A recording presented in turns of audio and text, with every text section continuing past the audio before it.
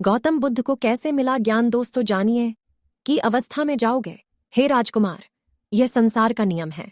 चाहे गरीब हो या अमीर, सबका शरीर शिथिल अर्थात बूढ़ा होता है। राजकुमार सोच में पड़ गया। सारथी ने रथ को आगे बढ़ाया तो कुछ दूरी पर एक बीमार व्यक्ति मिला जो रोगों से घिरा हुआ था। उस पीड़ित व्यक्ति को देखकर राजकुमार का मन बहुत ही दुखी हुआ। राजकुमार ने पूछा, इसको क्या हुआ है? सारथी ने कहा, यह व्यक्ति बीमार है, इसलिए यह कराह रहा है। इस संसार में दुख और सुख दोनों हैं। यह अपने अपने भाग्य की बात है कि कोई दुखी है और कोई सुखी है। क्या मैं भी कभी बीमार हो सकता हूं? सारथी ने कहा, आप यह विचार अभी छोड़ दें। समय बड़ा बलवान होता है। ये सारी बातें कर्मों पर निर्भर करती हैं। चाहे राजा हो या रंक, सुख दुख सब पर आते हैं। अगर शरीर में कोई रोग आना है तो वह आएगा। यह सब सुनकर राजकुमार सोच में पड़ गया।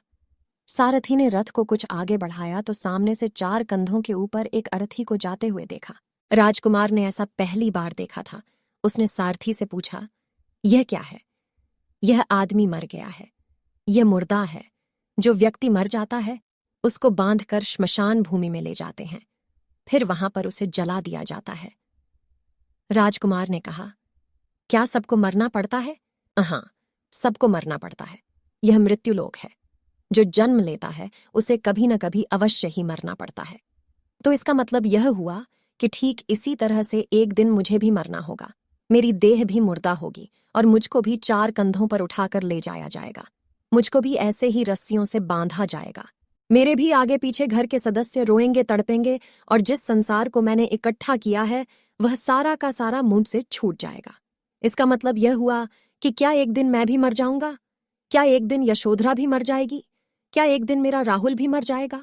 सारथी ने कहा, हाँ राजकुमार, एक दिन मैं भी मरूंगा, आप भी मरेंगे, यशोधरा भी मरेंगी और राहुल भी मरेगा, क्योंकि यह सब मरने के लिए ही पैदा होते हैं। उस रात सिद्धार्थ सो न सके। सोचने लगे कि क्या संसार में इतना दुख है, रोग है, बुढ़ापा है और ऐसे में मैं खा पीकर कैसे जी सकता हूं? नहीं नहीं, ऐसा मुझसे नहीं हो सकता। मुझे खोजना होगा उस तत्व को जो दुख, पीड़ा और शोक से रहित हो, जो भय, भ्रम और भूल से परे हो, जो अनंत आनंद से भरा हो, जिसे पाकर फिर और कुछ पाने की इच्छा न हो। सिद्धार्थ वैराग्य के शिखर तक पहुंच चुके थे। बस उसी रात को उन्होंने घर छोड़ दिया। सारथी से कहा कि नगर की सीमा से दूर ले चलो। नगर के बाहर पहुंचकर सारथी को लौटा दिया। फिर कई दिनों तक वन में चलते गए। एक घने पीपल के वृक्ष के नीचे आसन लगाकर ध्यान में लीन हो गए।